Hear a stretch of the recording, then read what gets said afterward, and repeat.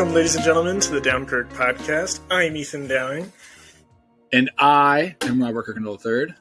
Sweet. Today, I was trying to come up with fun topics, and the New York Post had a list of fun Florida man topics, so that was kind of fun. Yeah. I know you're going to love this one. I'm going to start out low, and then I'm going to... Okay, Florida man trapped in unlocked closet for 2 days. Which is crazy. Like, wait, that's the lowest one. That's the first one you're hitting us with. That one's good. Yeah, like John Arwood, 31, and Amber Campbell, 25, thought they were caught in a janitor's closet at Daytona State College for 2 days before realizing that it was unlocked. So, Florida man once arrested for fighting a drag queen with tiki torch runs for mayor and wins. Wait, did you really win? No, I added the win part. Yeah. Well, I mean, I guess in defense of that one, anybody can run for mayor. Like, you forget that Joe Exotic ran for president. Florida man killed by alligator while hiding from the cops. That's just a classic. That's a classic.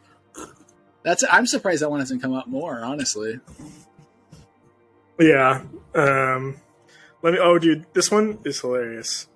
Florida man insists that syringes pulled from his rectum aren't his. It's not mine. I don't know. They're not. I'm holding it for a friend. After getting hauled into jail on marijuana charges, Wesley Dasher Scott allegedly pulled 3 syringes from his bum. How did they say bum? That's weird. During a strip search, asked why he had the needles, Scott claimed they actually belonged to someone else. Pinellas County cop said. That's hilarious, dude. Dude, it's so funny to think. I was gonna say it's so funny to think how it's so funny to think how this guy is like, it's not mine, but like it's a tough proof. You know what I mean? Even if it wasn't his. Like, you know when they say frame of possession, century. Yeah, possession is 9/10 of the law. You know what I mean? Like having ownership, like having it in your possession. Well, okay, dude, having possession of it in your bum is 10/10 of the law. That's all 10. There's no way you're going to get out of it. That's impossible. That's hilarious. Well, and another thing is, like, I've watched documentaries where, like, the evidence is stacked up against someone in such an insane way that it just had to be them. You know what I mean? Yeah. Like, it would be insane. Like, there's this one woman who her husband was killed with his gun, right? So his gun killed him, and she said it was a suicide, but it was a suicide to the heart, which is weird, from more than 10 feet away. So, like, you know what I mean? Like, they could tell, like, there wasn't like a gun blast, like, you know, like the powder burn wasn't there type of thing. Which to kill yourself by shooting yourself in the heart is like already a stretch. You know what I mean? Yeah, and 10 feet away at that. She claimed someone broke into the house, found where his gun was in the house, killed him with the gun, and then, because he changed her story, and then put it in her car afterwards, and then left. That's what she claimed. And it's kind of like, whatever. Like, dude, like, why are we even interviewing you? It reminds me of that story you told me about where you're like, you when you were a kid and you're like, somebody must have pooped in my pants. Like, I didn't do that, Dad. You know what I mean? One sec. I'm sorry. Yeah. I'm sorry. This thing has been on my screen for like 30 seconds after the podcast started. What is it? It's just like one of those pop-ups that won't go away. Oh, dang it. It's like, just update your drivers. Do you want to restart it? We're only 5 minutes in. No, I don't want to start it because I like where we were going. Well, I just mean we kind of stopped momentum. I know we did, but hold on. I don't want to do anything while I'm like, because like while you're talking, I'm like waiting for it to go away. Hold on. because you can't see it, but it literally is taking up the entire screen except for like a small little bit around. Like, No, you know no, what I no, mean? I I believe can't you. see myself. I can't. You could try entering in full screen. Hold on. Yeah. I don't know. Did you try exiting?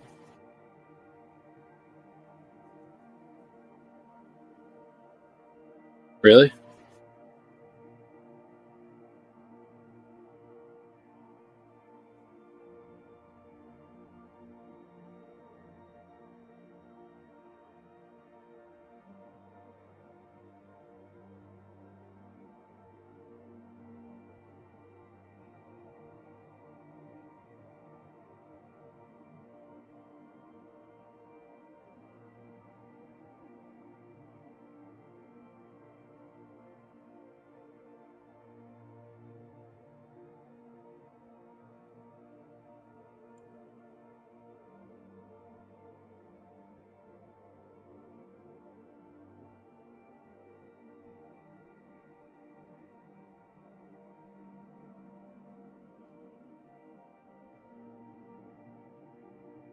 Can you see me?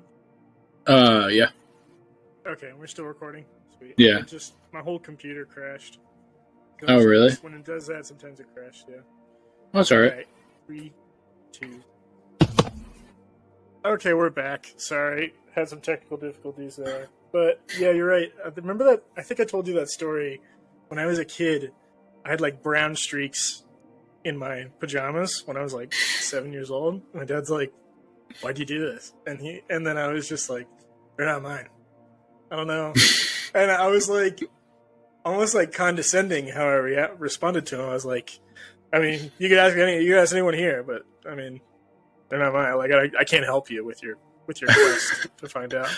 Like, Yeah. Like, look for like when someone is questioned by a detective, like, do you know where Cheryl went? And be like, I didn't do it. Okay, leave me alone. Like, that's how I felt. Well, it was funny because you told me that you're like, I don't even remember doing it. You're like, you're like, to this day, my mind is like blocking out the memory of that experience where you believe that you didn't do it.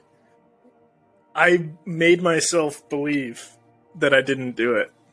Yeah. Which is so crazy. And it's funny to me because you told me before that you like a big thing of yours is like you like, you know, as like a joke, obviously. You'd break into somebody's house and you'd like, you know, you'd poop in their pants.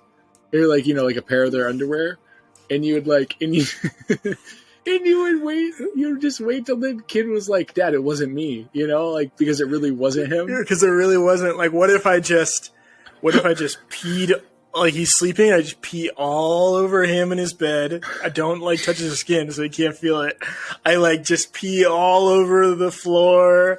I like coat the door frame, the door handle. Like, I just like pee everywhere, you know what I mean? Like, what if I just unleash it and then like I just leave? Like, I leave, I don't set off the alarm, I shut the door, I don't break anything. Like, the kid will have to be like, oh my god, it wasn't me. That's like a man's amount of pee. That's not like a child's amount of pee. You know what I mean? It reminds me of that Dane Cook joke where he said he'd kick open doors. Have you heard that joke? He talked about how he'd kick open doors and he wouldn't take anything, but he would just leave the door open. So when the family got back for the rest of their life, they'd be like, I don't know, maybe they took this. Maybe they took that, right? Like the whole time they'd always be wondering what they took. Mm-mm. Yeah. That would be so weird. I remember we did that happened to us one time at my mom's house. The door was open when we came back. But I think it was just that someone just forgot to leave it open. I don't know. Like, yeah, it wasn't like broken open.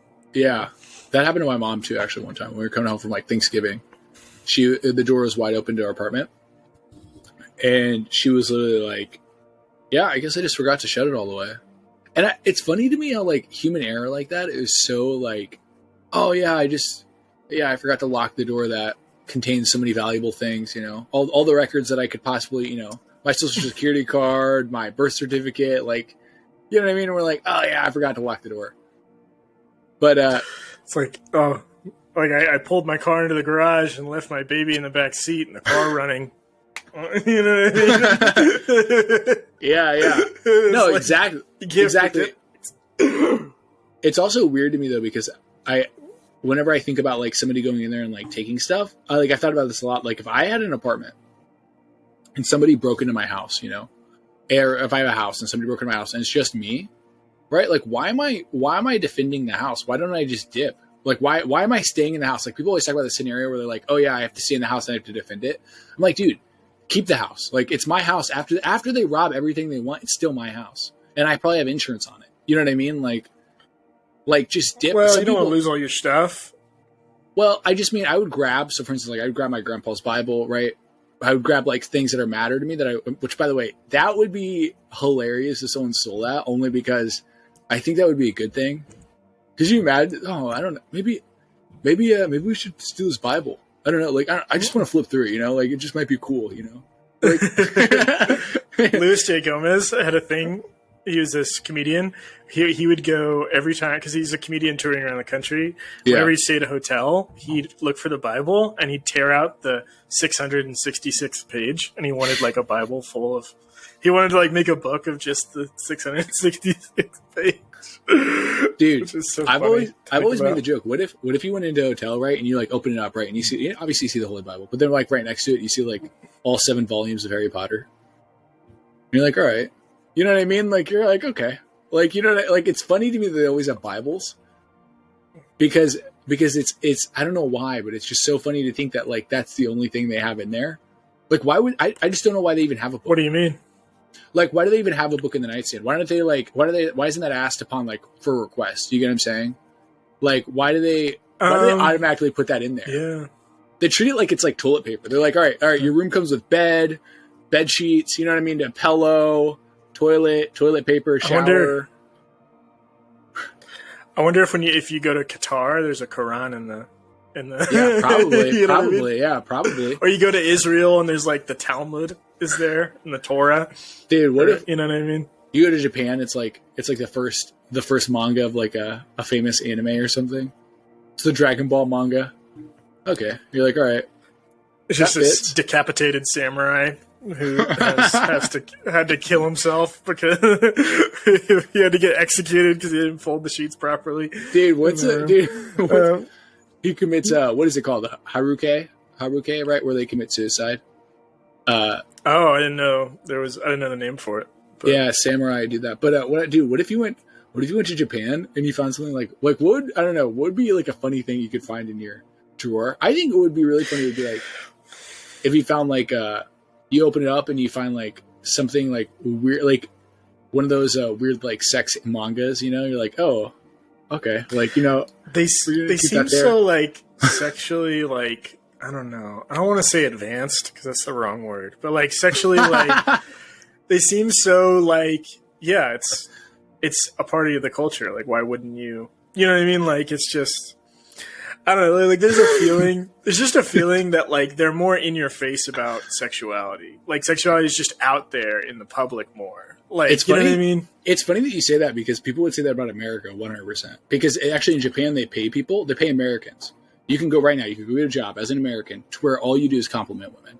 That's a job for Americans because Japanese men are so shy. Okay. I don't know if that's a real job. No, that's a real job, dude. So like you work for like a restaurant, right? Do you get what I'm saying? And like what you do is you just compliment people. You know what I mean? It's kind of like the greeter, but we're like more aggressive. You know what I mean? It's because Americans are much more. They could just tell a Japanese guy to do that. No, but I'm saying that they're too shy, though.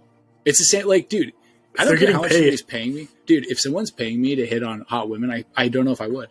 Like, I don't know if I could. Like, sometimes I get just too nervous. You know what I mean? I've taken 36 rejections. I don't want. What if they only paid you if you closed? You have to close. No, dude, I was just thinking, dude, the weirdest thing you could find in a drawer, like you open it up and it'd be like a handgun, and then it'd be like a notepad that says like suicide note. You're like, okay, it's like already written and it has your name on it, and you're like, wait, what? It's handwritten too in your handwriting. You're like, oh my gosh, I don't remember signing this. Who signed it? And then you're like, why is there plastic on the floor? And then, someone shoots you. Dude, that could be a movie, Suicide Hotel. A hotel where people go to like commit suicide. Bomb hotel. dude, I forgot to tell you this, dude. I asked my siblings, like, they're watching a movie, and it wasn't a movie about a bomb inside of a house, but it was like a movie about something like that. Like, vaguely, it was like something about like a bomb and somebody ran inside a house and the house exploded, right? And I was like, what was the name of the movie, right? What was the name of the movie, right? And they were like, I don't know, like Bomb House. And dude, I literally started laughing so hard when they said Bomb House. It's such a funny thing. It killed me. But no, it was like that would be a funny movie title. It would, it's like, it's like, I think the movie was like somebody was carrying a bomb unknowingly and they carried it into their house and basically like blew up in their house, kind of.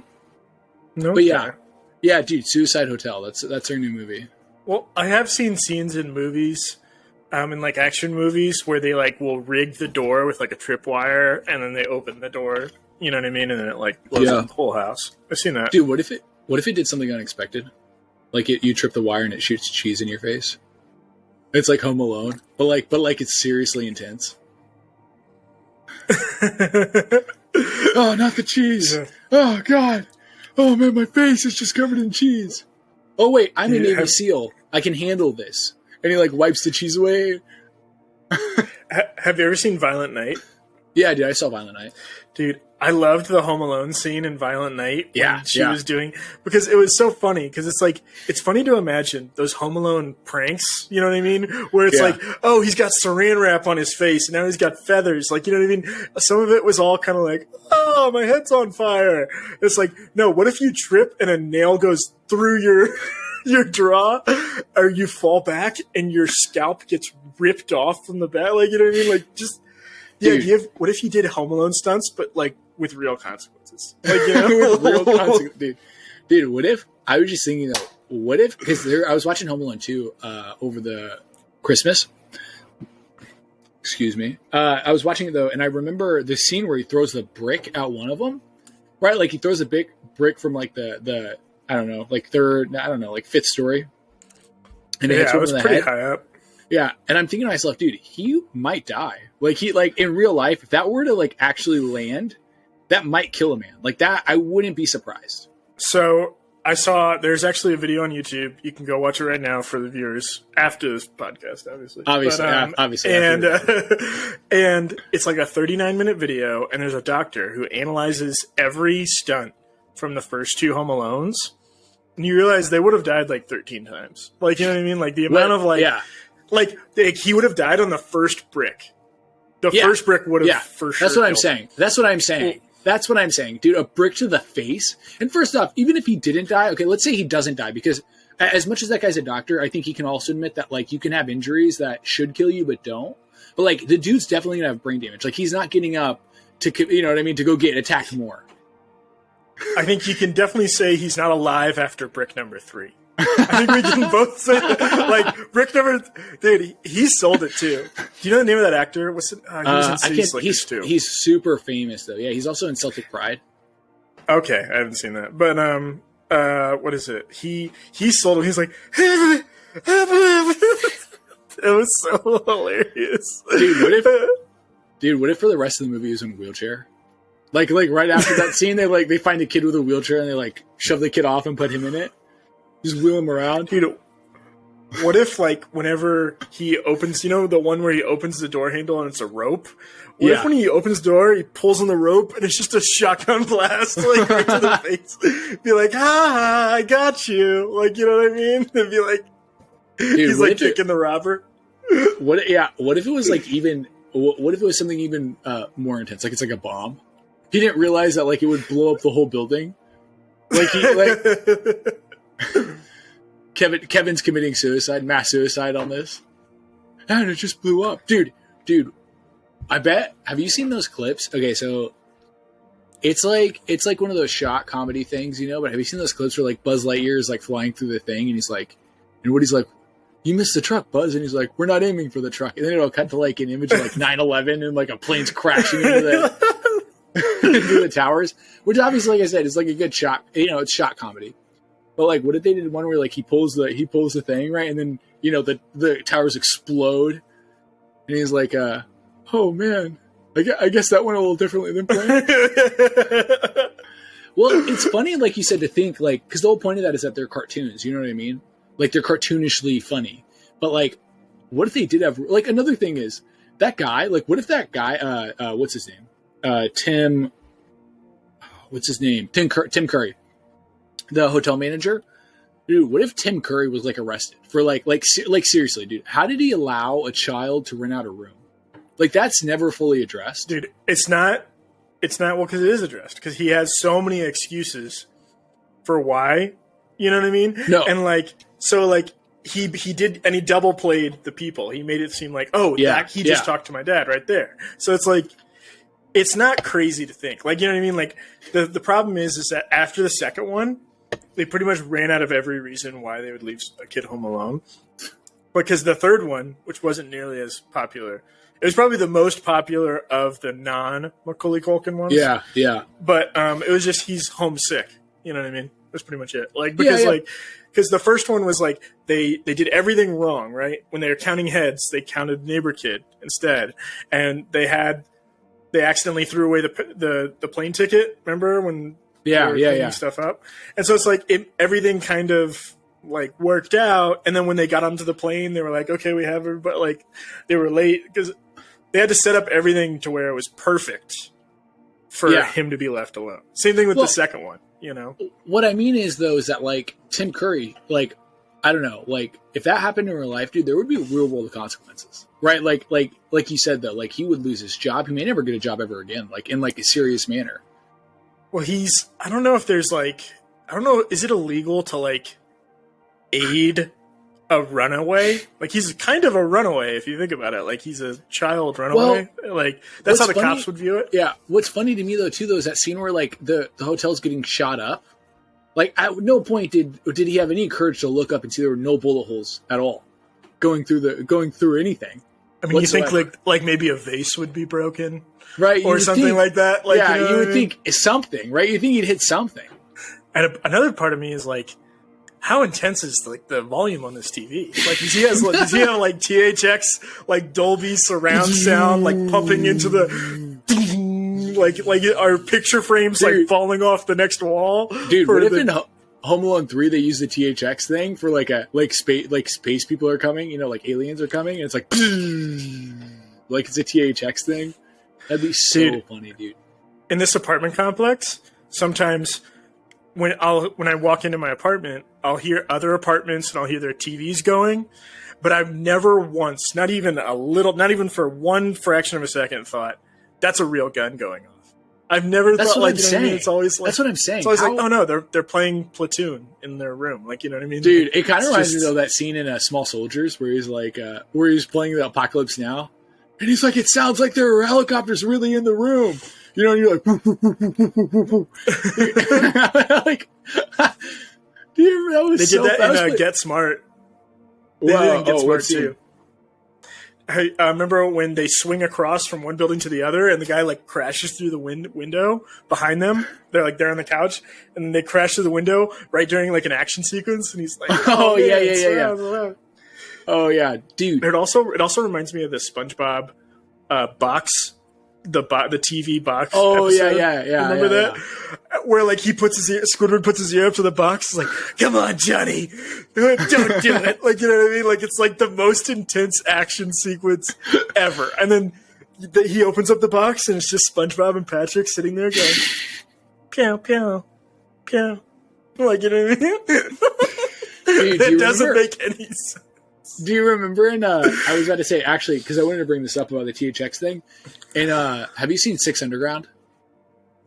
Mm-hmm. Or Underground 6? Is it Underground 6 or 6 Underground? No, it's 6 Underground. Yeah, with Ryan Reynolds. Dude, in that movie, I always want to say Gosling, and then when I think about Ryan Gosling, I always want to say Reynolds. It's so funny. But Ryan Reynolds. Do you remember that? There's a scene where he actually used a sound to blow out the windows for like this place, and the sound he literally uses is the THX sound. It is so funny, dude, that he uses the THX sound. I forgot that scene for some reason. Dude, it's funny. Like it's when they're in Japan, I think, but when they're in like the high buildings. Is that in some way related to the movie THX 1138? THX. Yeah, THX is the company that George Lucas founded. He did it because they actually founded two companies that are really, really big right now. He founded Lucasfilm, right? Yeah, Lucasfilm is big, but Lucasfilm is mostly just for producing movies. But like two companies that he had for like digital advancement. He also founded Pixar technically, but he founded Magic Light and Entertainment. So it's MLI, I think, or MIL. I can't remember. But anyways, what's their production thing? They do. I don't think you've seen it because what they do is they do behind the scenes stuff. They do like, so for instance, they did all of. I think they worked with Ready Player One. They do a lot of like the really heavy CGI stuff. So he started that company. So they don't have a thing that comes on before the movie. Yeah, they don't. They don't. No, and the only reason why THX does is because THX specialized, I think, in like home video. So they would like optimize digitally. I don't know if you knew this, but I think Star Wars 2 and 3 were shot digitally. But they were projected. Oh, really? They were like, yeah, I think they were reshot back onto film. Like they were put onto film so theaters could show them. But I think they were shot digitally. Oh, that's cool. Or parts, or like with the assistance to digital. I can't remember, but they're like somebody talked about how George Lucas at that time he'd actually meld takes together. So like Ewan McGregor's talked about how there's scenes where he didn't even say that line like in full. Like what he did was he took half the line and then he basically like melded his face together with one other take. And they melded it together, and you can see it by like little dents in their face. I was watching a little video, and it was super cool. Dude, yeah, the amount I feel bad for the actors of that film because that was like that movie was criticized for being such a green screen movie for like so much. Like seeing behind the scenes where like he's literally just like, all right, you're looking out at a sea of clones, and he's just like looking at a wall. Like looking at a green screen wall and being like, oh man, the clones are advancing nicely. You know what I mean? It's like, I think that's rough, dude. Like, that's rough to do. I think part of the issue is because they were like stuck to like such a platform. You know what I mean? Like I love Spy Kids 3D a lot. It's probably my favorite Spy Kids by far. But the problem with Spy Kids 3D that you find a lot in the movie is that they're stuck to this giant, they're like stuck on this platform being like, they're always talking in like a circle or like a triangle. You know what I mean? Three people are talking. They're just standing there talking. They're not doing stuff talking. They're just standing there in the green screen realm talking because you couldn't do a lot back then. You know what I mean? Was Spy Kids 3 the one with Stallone? Yeah. I don't remember too much about that. I remember they talked about him and about how he's the man who put Grandpa in the wheelchair, but then I don't know if you remember finding out why. Do you remember? Do you remember, by the way, whenever they went through all the family members, I'm pretty sure I mentioned this before, but when they go through all the family members, they're like, they go like dad, smart, fast, disadvantage, not very intuitive. You know what I mean? Like they're going through all the disadvantages and advantages of each person. And for Grandpa, it goes like advantage, strength, brainy. You know what I mean? And then it was like disadvantage, disabled. And dude, literally to this day, I still giggle every time I hear that. Like just the fact that they had to list that disabled, just the fact that they had to label that. Disadvantage, dude. Paralyzed. I need to get that as a soundbite. The disadvantage disabled. I'm gonna get that as a soundbite now. Oh dude, my gosh, it's so funny, dude. Every time it happens, I'm always like, oh my gosh. Like, do they have to say that? Clearly, he's in a wheelchair. Like you know what I mean? Like when they show him, he's in a wheelchair. It's not like his full body standing up. Another one I want to get for the soundboard is. Tell me if this sounds familiar. Coming soon on DVD. Oh, dude, of course, dude, from the 2000s, like DVDs, you know? Yeah, dude, and they had like the blue screen with like the yellow. The yellow that goes like opposite. It goes, yeah, that's what it's like. And there's like a box, Or dude, I love. Have you seen it? They did this in a Big Fat Liar, but they had that one where it's like in a world where like. Those are always so funny, dude. Oh man, those are always good. I need to get a new soundboard app because the one I was using kind of crapped out on me. I don't know. Oh really? Yeah. Well, dude, I also want one where I can like put a bunch. You know. What I mean? Have you tried, dude? Maybe we should hear. Yeah. What are these soundboards? Have you tried this soundboard app yet? What's it called? No. I'm saying it's in the media. Remember we were talking about it? Oh yeah, let me check it out. Oh, I completely forgot that I had the opportunity to do that. Yeah, dude. Well, I was looking at it and I was like, oh, yeah, dude. We could do... Ooh, what's Transition 5? Transition 2? I'm going to look up something funny. Do they have fart noises on here? No, they do not have fart noises. Maybe we can add fart noises. Dude, Oh, we dude, should, I think I can add. yeah, we should add extreme fart noises. Yeah, dude. Oh my gosh, that's awesome. Dude, there's this one video to this day that I watch whenever I get down, where this girl, she farts like live on news, but she farts so intensely that she faints, and it gets me every time. And I already know what's going to happen. I know the timing. I've watched it for like 5 years now, 10 years, maybe not 10, but like 8. How does that happen? She just, I don't know. I don't know if she actually passed out or somebody just added in the fart sound, and then she just passed out during the news broadcast, like unrelated to her fart. But like somebody edited a fart in there, and it is so funny to hear her fart. Like, dude, it is like, I don't know what it is, but just like the way she farts, dude, is so like loud and intense. Like, it's one of those farts that like she'd been holding in the whole newscast. You know what I mean? And somehow she let it slip for like a second. And as soon as she let it slip, it like the whole door opened up, and it was like sounded like a balloon deflating, right? Like it sounded bad. Like it did not sound good at all. Do you ever like, after the trailers are done in the movie theater, like there's like a lot of people in the movie theater, the last trailer plays, the whole screen goes dark, and was like, for like 2 seconds. What if you just let out just the loudest rip ever right before the like right before the 20th Century Fox? It's just right before. Dude, I heard this one time. So it's actually funny because there's that moment. Actually, before every trailer, there's like a slight pause. I think it's because it's loading up the next trailer. There's a slight pause though, and I heard someone go, right, like someone was like, so the trailer goes, right, and the movie goes, and the person goes, at the end of the trailer, when that pause happens, he goes, that movie sucks. Definitely not seeing that one. And literally, dude, it was so funny how everybody bursted out laughing. Because it's so funny because that's one of the only other moments where I remember somebody like vocalizing how everybody felt. The other one was like when we were watching Bao. Before Incredibles 2, they show this movie called Bao, the short film. It's about this like little dumpling that becomes a little baby. Right?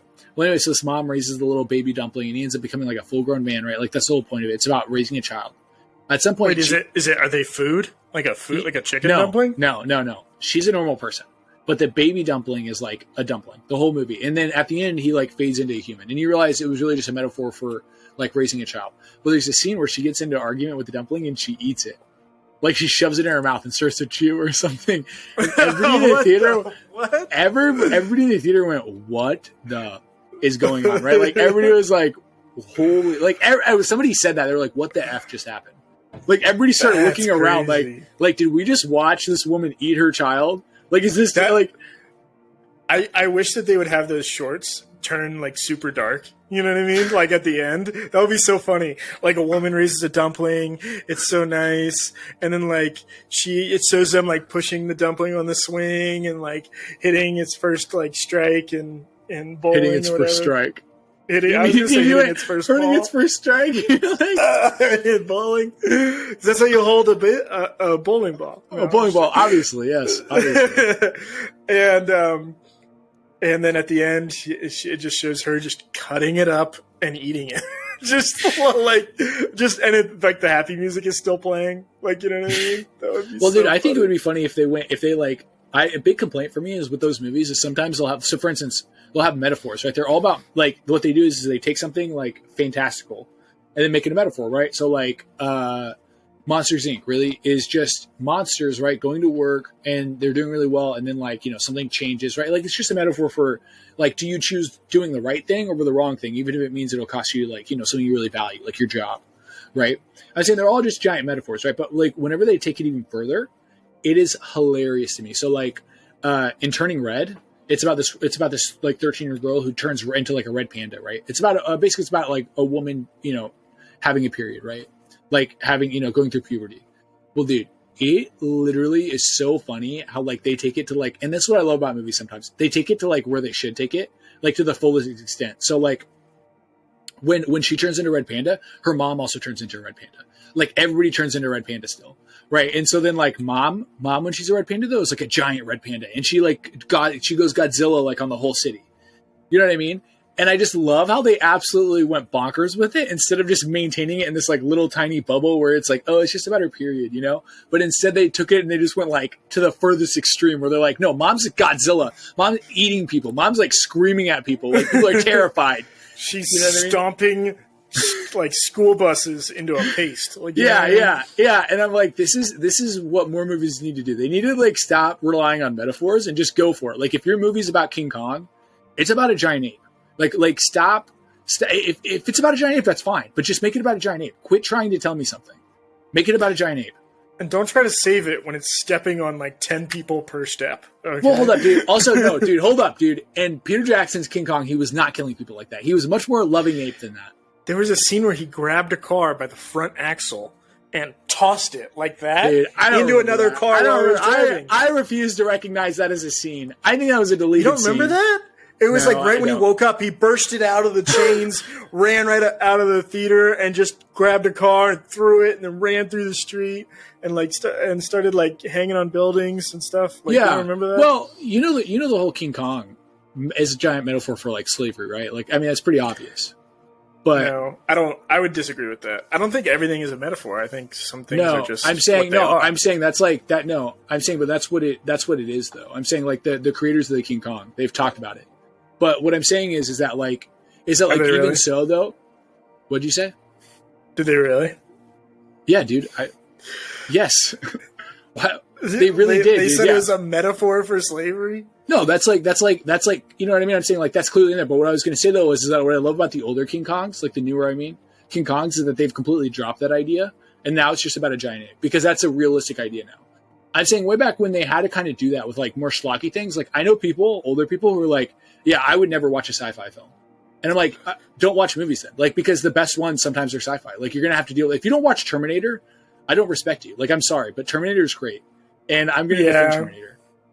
Well, it's like, I don't like the people who are like film nerds to the point where they only appreciate like independent art house films that like, 200 people have ever watched them. They can't just go and watch Iron Man. Like, you know what I mean? They can't just enjoy movies like a normal person. They're like, oh, that's so contrived. I would never, like, you know what I mean? Like, they're just so full of themselves. They can't let themselves enjoy, like, Americana. You know what I mean? Yeah. Like, well, and I do think these movies speak to stuff, though. You know what I mean? Like, I think the cool thing about King Kong that I really love and what I always loved was, like, it speaks to this desire for, like, I don't know, for seeing things that are amazing. I mean, dude, if there was a giant ape that I could have seen as a kid like that, you can bet your bottom dollar I would have gone and see it.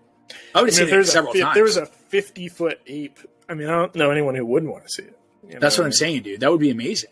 I want to do everything. I would want to be its friend.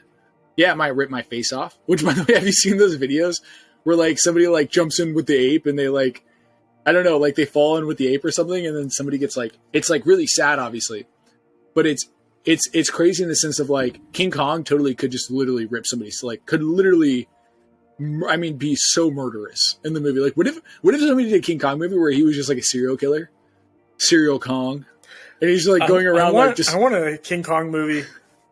Yeah, like that. I want a King Kong movie where he literally wins. There is no like, oh, and then he dies at the end. Or they're like, no, like he destroys the city completely, like pushes over every single building, kills every single person, knocks over every plane that tries to go for him. And then like, it's literally just like, okay, I guess that's his area now. I guess he's like in his nest or something like that. It's funny because it also speaks to this, like, it reminds me of Jurassic Park where it's like, why do people mess with nature like that? Like, I don't know what they're getting out of it because stuff like Jurassic Park happens. Where like dinosaurs start ruling the earth again. You know what I mean? Like it's, I don't know. It's just so crazy to me. Yeah. What? It's definitely a good thing that dinosaurs don't exist anymore. Yeah. Like, it's not the people who are like, man, that would have been so cool to have been around that time. I'm like, no, it wouldn't, because you'd be struggling to survive. There's a reason why like in the time before the flood, you know what I mean? Which is when a lot of people believe the dinosaurs died out. Like, there's probably only, I mean, I don't know how many people you think were on the earth. Maybe 5,000, maybe less, you know? I don't know, yeah. There wasn't a lot of time. It's like, and people were advancing, by like rubbing sticks together for fire and like living in little stick huts, wearing animal skins, and like they're barely surviving. Like, dude, what if, dude, I would love to see though, like I'm sure they've done it, like Dinosaur vs. Man. Like, what if that was the name of a movie? Dinosaur vs. Man. You know, like the movie's unless 5 it was seconds like long. Unless it was like an Attack of the 50-foot woman like type dude, of situation. What if it was like that scene I told you about in Godzilla 2000, where Godzilla fights the Godzilla in Roland Emmerich's movie, the 1998 Godzilla, where Godzilla just makes the Godzilla in that movie just explode within like 10 seconds. Like that Godzilla comes out and they're like bum bum bum bum, and then he just like explodes from a lightning beam from the real Godzilla. And we did that. like it was so funny. Whatever. Do you watch it like Man vs. Dinosaur is a 30-second clip where they just like, it's like, you know, they're like doing a whole thing where they're circling each other, and then the dinosaur just jumps on them and just like ravages into them, and they're like, all right, cut. No, you're good. You don't have to kill him anymore. You're good. What? You know, like the. So it's funny because like it's funny when stuff like that happens.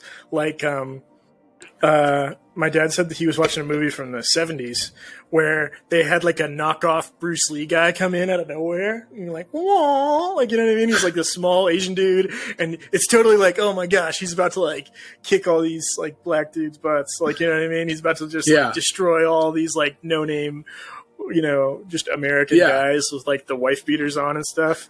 And then he just gets punched right in the face, the Bruce Lee guy, as hard as possible, falls to the ground, someone holds him down and just like 15 times, and then they just drag him away. Like, and it was the best thing ever. Like, because there is like an idea, especially like in movies, that like the Eastern culture martial arts like way of fighting is always better than just like, you know, like punching and kicking and like, you know what I mean? They're just like bar fighting, like how Americans would do it. And so it's like funny to think like, it's like that Mike Tyson thing. It's like, everyone has a plan until they get punched in the face. You know what I mean? Well, yeah, exactly. Yeah. Dude, by the way, I was playing oh, go ahead. Oh, sorry. I was going to say, they also did the unexpected thing with the X Squad in Deadpool 2. Do you remember that? Oh, yeah. All the guys. Yeah. They all like died horribly. Dude, Brad Pitt's cameo was so funny. That was when Invisible Man gets electrocuted. It was 1 second. Yeah. It was great. It was a great 1 second, though. I imagine. Do you think that he even was in that movie, or do you think it was just CGI'd his face like for that? No, he was. Like, he they got permission from him. No, he went on set. He talked about it. Oh, He's really good friends with the director. The director used to be a stuntman for like his stuntman in Fight Club, I think. Oh, no way. Yeah, dude, could you imagine being Brad Pitt's stuntman, by the way? I think that'd be a compliment. Yeah, you vaguely look like Brad Pitt. I would love to vaguely look like Brad Pitt. I would take that any day. But then do all like the cooler, like awesomer stuff. Like, yeah, you actually do this stuff. Everybody's like, dude, that's Brad Pitt's body. They're like, that's sick. And they're like, actually, that's my body that you think is Brad Pitt's body. That's Chad Johnson's body. It's like some like regular no-name guy. That's Josh Johnson's body. You know. Or something like that. But what I was gonna say, dude, I was playing this game called like Fight Night, I think, on Xbox, literally like last night with my brother, and I picked Lennox Lewis, who I love. I think he's a great heavyweight boxer. But anyways, my brother picked Mike Tyson, obviously, because everybody would pick Mike Tyson, dude. In that video game, Mike Tyson is so OP. I swear to you, I was kicking his butt, and I literally knocked him down twice in round one, and then Mike Tyson, dude, got that animal in his eye, like, and he just all of a sudden, dude, it was like pop. And it was like, ripped my dude's face off. He literally was like, oh my God. Like the announcer was like, and he's down. And everything, I would be so mad. And I might even be like, dude, that would never happen in real life if it wasn't Mike Tyson. Like if it was somebody else who would hit me, I would have said, that's fake, dude. That's not real. That doesn't happen. You know what I mean? Me and a friend were playing NBA Jam together. And that was where, like, have you ever played NBA Jam? Yeah, dude, of course I played NBA Jam. With, like, the cartoon, like, bobbleheads. Yeah, big heads, He had the cheat code where he could make Michael Jordan fly, like, 20 feet in the air. The ball catches fire, and then he dunks so hard it, like, breaks the rim. And it's like, what the heck? Like, it was so funny. Oh my gosh. Meanwhile, Dude. I got Matthew Dellavedova on the team, just like 6'1", just playing zone. It's so funny to think of how like there's certain people like in our culture who are like thought of as like superhuman. Like we just think of them and we're like it's kind of like Deion Sanders. We talked about Deion Sanders. We're like, oh, dude, Deion could play like 10 feet off and he might still get an interception. Like he was that good, you know. And it's like so good.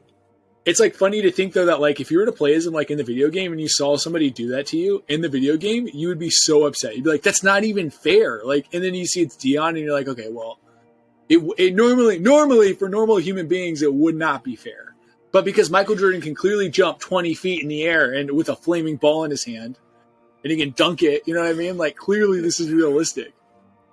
There are tapes. There's highlight reels of Barry Sanders running routes that literally look like the video cut out. Like whenever he jukes, it literally looks like the video froze, and then now he's over. Like, you know what I mean? Like because like he just cut so quickly to dude. like the left or the right. It looks like one of those like like you know what I mean, like dude. one of those. Dude, I've seen somebody said this the best. The reason why Barry Sanders is the best running back of all time is because he's the only person I've ever seen make a 3-yard loss look beautiful. Like a 3-yard loss wasn't something like he did everything in his power to get like it was like a 6-yard loss and somehow he got 3 yards out of it. You know what I mean? Like that dude was unbelievable. I mean, he literally retired because he felt like he was going down a little bit. It's like, oh, I could only do 1,100 yard season. I can't do 1,400 yard season or something like that. I think he's the only... he would still have had insane seasons, even if he would have been like past his prime. He would have been 100%, dude. A lot of people think okay, so I've heard a lot of rumors why he retired. I've heard that he didn't want to break Walter Payton's record because he was a huge Walter Payton fan as a kid. I've heard that he hated Detroit so much that he literally was like, trade me. And they said, no, he said, I'm going to retire. And they're like, no, you're not. And then he did, which by the way, is hilarious to think that he literally was like, no, I'm done. I don't need it. I'm already a Hall of Famer because he was. Dude, he was at 29. It's like Patrick Mahomes right now. Like the people are talking about it now. They're like, if Patrick Mahomes after the Super Bowl never played another down, would he be a Hall of Famer? And everybody's like, yeah. I'm like, yeah, dude, of course he would. Is that a question? You could argue that after his first Super Bowl win because he already had an MVP at that point. Yeah, that's what I'm saying. It's like if you have an MVP, a Super Bowl MVP in the same year, and like you have all kinds of crazy stats. Like let's say you only start for like 2 years, right? Yeah. But in those 2 years that you start, you have like insane stats, like breaking records. I think you could make it. You know what I mean? Yeah. But it's like the thing with Barry Sanders. This is a crazy stat, dude. In the 9 years that he was in the NFL, the 9 years that he was with the Lions won their division twice. Can you believe that? That's crazy. Well, I think that's insane. And they still haven't won since then. They won the last time they won the division was in 1993, and they had Barry Sanders. Wow. They haven't won it since. Well, I think a big reason why is because he got in. It's funny because if Barry Sanders had played in the 80s, I think that he would have won a Super Bowl. Because it was a lot more run heavy. I mean, look at that. I mean, me and you can't even name the quarterback for the 85 Bears. Now, is it Bob Greasy? No, I think it's McCannon. Bob Greasy played for the 72 Dolphins. Oh, McCann. I think it's just McCann. I think it's his name, or McCann, or but it's something like that. But what I'm saying though is I can't exactly tell you what it is. I can absolutely tell you, without a doubt, I could tell you it's Walter Payton's their star running back. Right, like no doubt. William Perry on defense. Yeah, you know what I mean? Right. I mean, I could tell you, you know what I mean. A lot of people. I also tell you a couple of their linebackers. I think they had Mike Singletary. Mike Singletary. Don't a lot of people consider that offensive line like one of the best offensive lines ever too? Like, yeah, but the thing about offensive linemen is that like you don't really know them. Right, like I mean, I was telling someone about that. Like, there'll be some guy named like Tom Smith, and there's like, oh, there's a Tom Smith, left guard, a 14-time Pro Bowler, and you're like, what? Like, yeah. Like that guy is the best in the league at his position, and no one knows who he is. Well, that's how you know they're good, though, right? Like in the sense that like you should never, if you know of them, it's either because they're somebody's brother, like Jason Kelsey is Travis Kelsey's brother, and he's a center, or it's because they're doing a really bad job. Or they had a movie. They could be a really good TV personality. Yeah, I mean? I was just about to say that. They have like a movie. Rob Gronkowski. Yeah, they could have like a movie made out of them, like Michael Orr had that. Oh, yeah. Blindside. Yeah. Yeah. So like, but like, it's usually not because they're linemen. Like, that's not how you traditionally like, or, you know what I mean? Oh man, did you see that great block? I mean, dude, you would have to have, I mean, a killer block. Like, you'd have to have the greatest block I've ever seen. Problem is that even in the highlights, they have to like circle where the block is. They do. Like, hey, dude, while this running back is running this historic route, check out how he grabbed this guy's shoulder. Like, dude, you know what I mean? But dude, it's like, what? What's funny to me though, I was just thinking this. The only way I could see a lineman becoming famous off of a play is if the lineman kept up with like Tyreek Hill. You know what I mean? Like the lineman's like throwing blocks, but he's going, he's matching pace with Tyreek Hill. Like Tyreek's just zooming down the sideline. You see his lineman just matching pace with him. It would be so hilarious if like he's like running. He's like 340, right? He's running and he like for some miraculous reason he's able to like jump and like leap and like grab onto Tyreek Hill's ankles and stop him. On impact, his heart explodes and he dies on the field. Like, you know, like because it's just too much. Like it's too much for his engine to handle. Dude, but I mean, even like Vince Wilfork, who's like one of the leaders in, I think the leader in, because he played with the Patriots. I think he's the postseason leader in sacks. This guy is like, I remember there was a photo of him like next to another guy with his jersey, and he was like, "Look at this," like, right? And he said the guy didn't even know him. The guy had his jersey on his back, and the guy didn't even know that Vince Wilfork was right next to him. You know what I mean? And I'm like, dude, that's how it is for some football players. Like, they're not all of them can't be Patrick Mahomes. That is true though, because like there are a lot of guys. So I'm like, oh man, like that's awesome. Like I love that. Like I'm not gonna lie, I like Myles Garrett. I can't tell you what his face looks like because I only ever root for him when he has his helmet on. Like you know, what I mean? It's just like it's one of those things. Like I know who Tyreek Hill's what his face looks like because he's been more of a celebrity and stuff like that. Well, and on top, I was just about to say that. Could you tell me if you saw, I don't know, T.J. Hawkinson? Him I probably could because he has like a very unique hair and beard combo. He does. I was going to say, it's his hair. You know what I mean? I would know because of his hair. His hair and his beard, I might be able to tell. And also I want to say, if somebody gave me like four faces and they said which one is Myles Garrett, I could point him out easily, right? I could probably kind of tell you what his face looks like, off the top of my head. But like, if you asked me, hey, which one of these is like the leading center for the Minnesota Vikings, I'd be like, I'm can't sorry. Tell you. Can we? You know can we run that back real quick? I don't. Go ahead. Yeah, it's like I know it's Garrett Bradbury, but I don't know what Garrett Bradbury's face looks like. I really don't, because it's like he's a center. Why would I care? What his face like? And the thing is, the camera. Another reason why everyone knows what the quarterback looks like is because the camera's literally on him. Like, you know what I mean? So much. And and also when they get blamed for everything, and they get like, even when Justin Jefferson, they do the press conferences. Yeah, when Justin Jefferson though literally gets MVP votes because he's had such a good year. I mean, let's not lie and say like Kirk Cousins still isn't the leader of the team. Like, as good as Justin Jefferson is, and I mean he's amazing by the way, he will never be the leader. Because the quarterback is always the one, like, he has to throw the ball, right? Like, at the end of the day, he has to throw the ball. Because if Justin Jefferson would be worthless if he doesn't have Kirk Cousins throwing the ball. And I don't mean I just mean anybody. Unless you have a situation like the 49ers or like the Washington where like the quarterback is like a never-ending merry-go-round of like people, you know what I mean? Like, and then you have one guy who's like a Pro Bowl future Hall of Famer, like Aaron Donald on the Rams, you know what I mean? Like, who's like kind of leading. You can kind of lead from that, but that would be one of the rare instances. You can only I was going to say you can only lead in two ways on defense: interceptions. Well, I guess interceptions, tackles, but then also I guess sacks. Interceptions and sacks are the big two ways. Ray Lewis did it from tackles because Ray Lewis was like in your face. Like, do you know what I mean? He's kind of exceptional in that way. Was Trayvon Diggs the guy on Dallas who got like a crazy amount of interceptions? Yeah. Was it this year or last year? He had like an interception like for every game almost. Yeah, last year. Well, dude, also what I was going to say though is that, okay, like, think about this for a second. The merry-go-round that San Francisco had, right, going in and out of like all the quarterbacks, Brock Purdy was on a team where they have literally an all-pro in every single like category of players. So like in running back, they had an all-pro in Christian McCaffrey. Wide receiver, they had Deebo Samuel, right? Like this team is stacked, and everybody still was like, man, Brock Purdy's doing real good.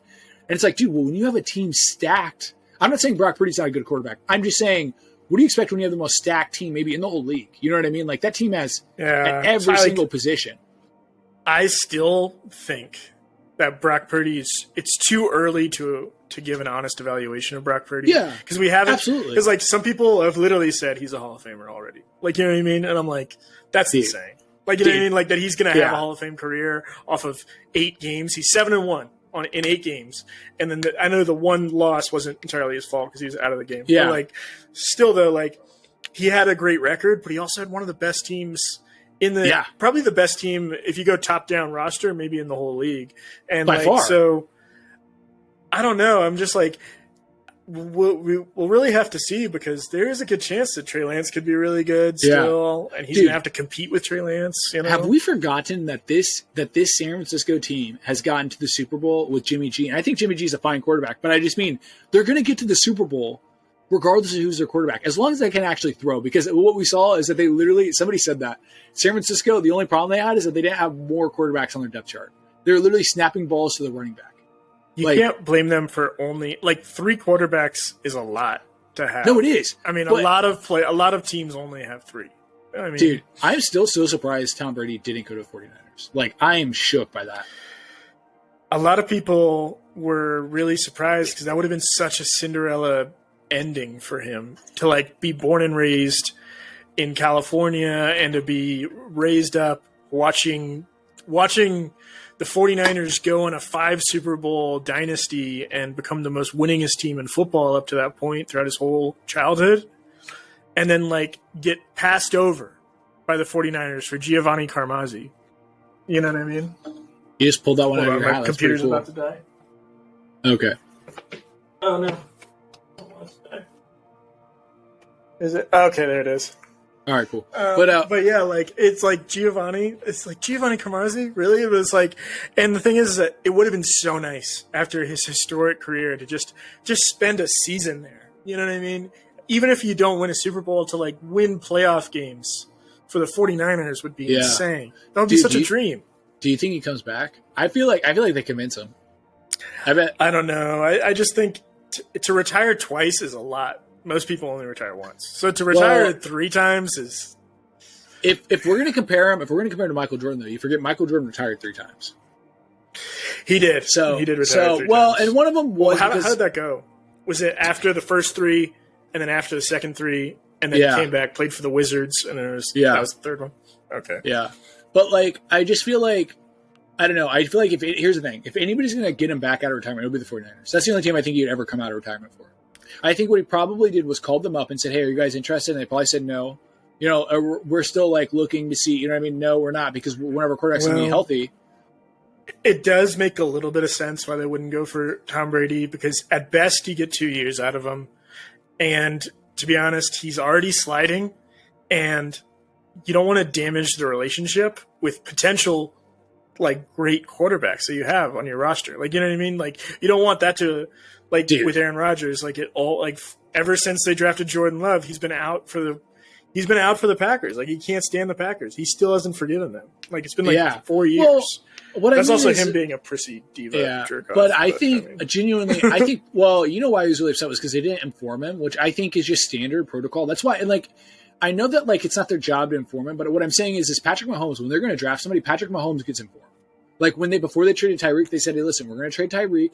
Don't worry, we have a plan. You know what I mean? This is who we're thinking about signing. And I'm saying, because that's just standard protocol. Do you know what I'm saying?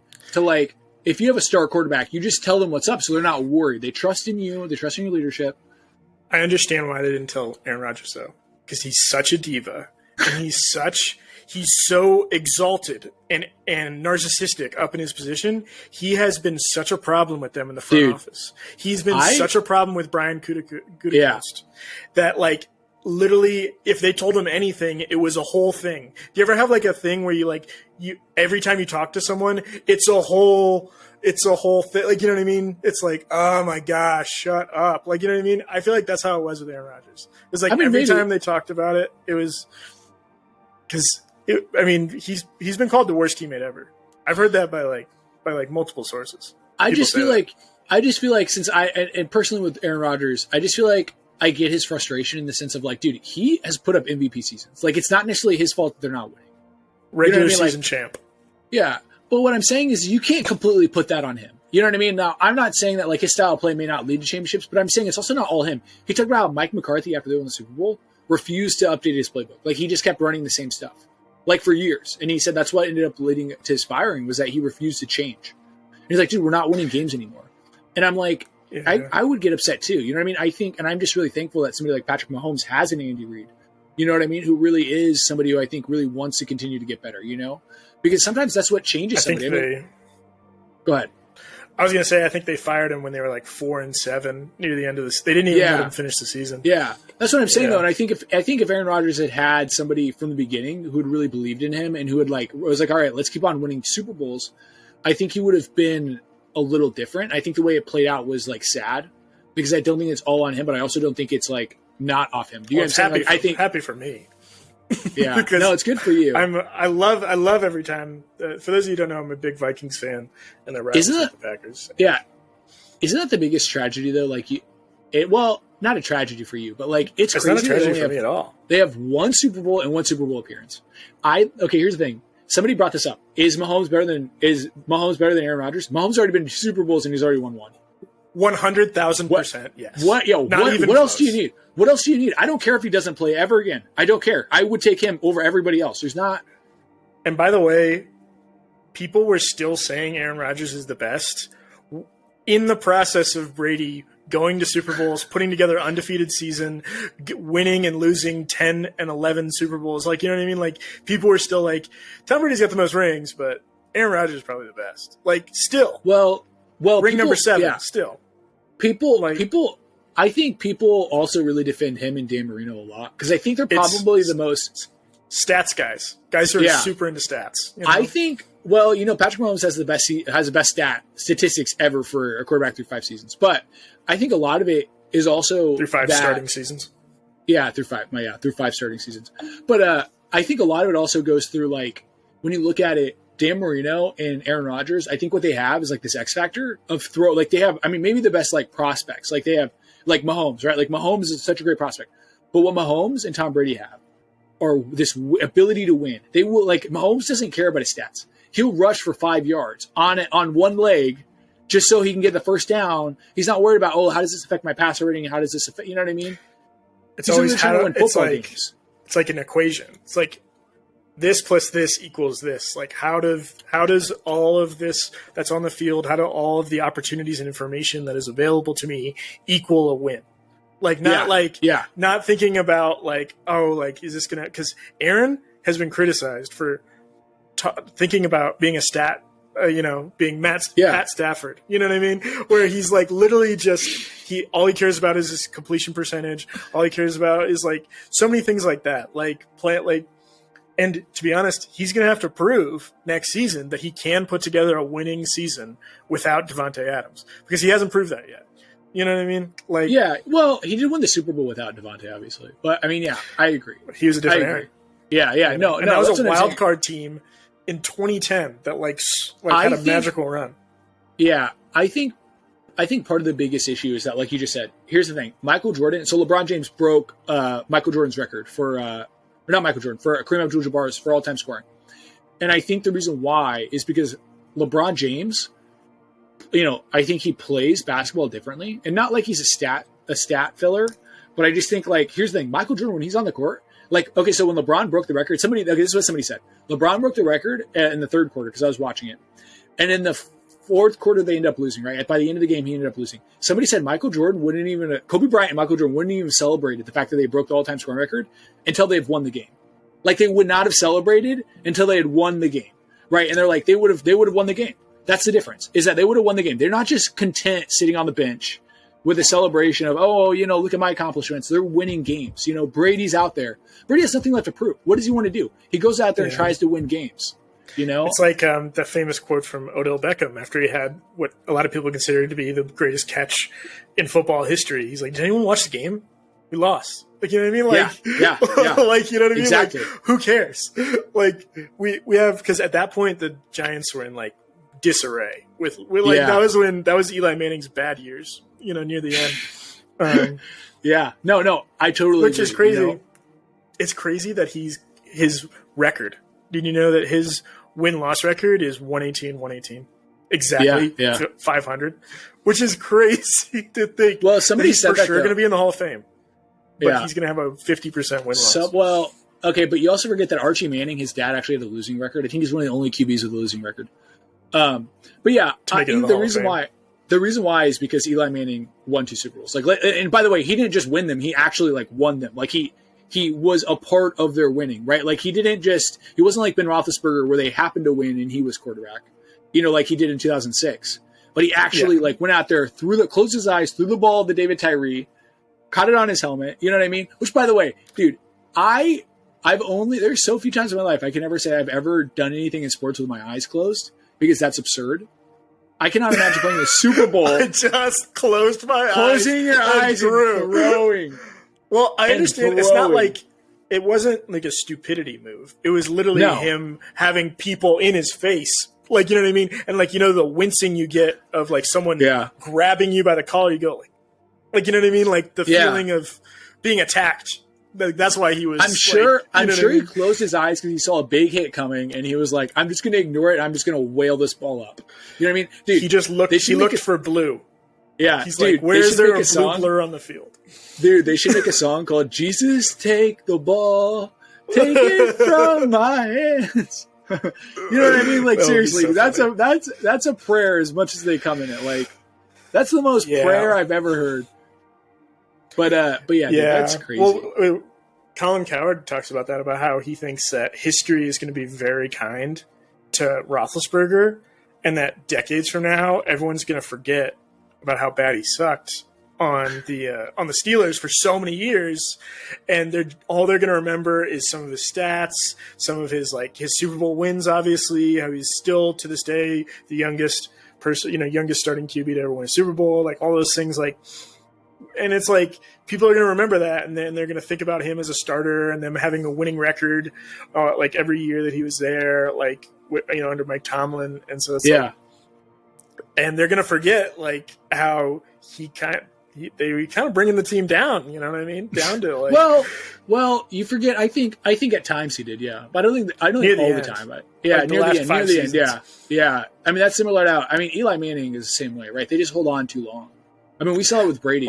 Which I respect. And to be honest, I want my team to do the exact same thing. And, like, I've heard people, because some people are like, as soon as he sucks, like, get rid of him. Like, you know what I mean? Like, people were, like, you know what I mean? People could vicious, not wait. But I'm like, dude, if there's a quarterback that wins the Super Bowl for the Minnesota Vikings, his check is written for the rest of his life. I don't care what it is. He is going to retire a Viking. If there's anything that like I have to say about it, that's what I would do. And to be honest, there's a lot of owners who feel the same way. I mean, you say that, but then look at Philadelphia. Literally, they won the Super Bowl, and they're like, "Nope, we're not keeping anybody. We're getting rid of everybody." They are in rare air. I think people would agree that they're in rarefied air. They are, dude. Dude, do you remember? There was this moment in time. So Nick Foles was going to get signed to the team to the Colts when Carson Wentz was still there, because Carson Wentz was injured and Nick Foles was like one of the best QBs on the market at the time. And dude, somebody was like, "Can you imagine how much that would like psychologically mess him up? Like, this dude came in, he won the Super Bowl for you after you got injured the first time. Now he's going to come into Indianapolis after you got your fresh start. And he's going to come in and he's going to take it over again, right? Like, could you imagine? Like, Nick Foles must haunt him. You know what I mean? Like, he must be like, dude, please don't, please. Like, okay, like, if they built a statue of Nick Foles outside of Philadelphia Stadium, outside of the Eagles Stadium. They would do the same thing for whoever wins for the Vikings. Because it's like the fact that they went that long in the Super Bowl era without winning a championship is insane for such a historic team. Yeah, I don't think that they would build it of a QB necessarily. I think they'd build it for a big play like they did. So they built it for Nick Foles, but it was for the Philly special. Oh, I can see that. Yeah, so they might build it for a big play. I can see. Like, dude, I want to see one of Aaron Donald going like this. When he got the sack on Joe Burrow, and that was his celebration to win the game. He was like, ring me. And I really like, God, that's literally the sickest celebration. They're like, well, yeah, he had like a lot of people were comparing him to Jim Brown because he had literally like everything but a championship at that point. He had like won like every award you could win pretty much, except for like MVP or whatever. Yeah, but, like, dude. Still, like he had won pretty much everything that you could win as like defensive player, except for a Super Bowl. And he even said that to his player. He even said that to his team. He's like, "Hey, the only thing I don't have is a Super Bowl win. Like, let's get it done. Like, let's do it." Yeah, dude. By the way, the only player in my lifetime that I can think of that has been as exciting on defense as Aaron Donald, where I thought the game, like this guy is next level. Like I'm not going to say a guy like this. Another guy like this was J.J. Watt. Him and J.J. Watt are like, I do remember when J.J. Watt was like, crazy dominant. Like, you did not, if you played the guy, you were like, okay, okay, we're going to hold him to 2 sacks today. You know what I mean? Like, I'm like, you know what I mean?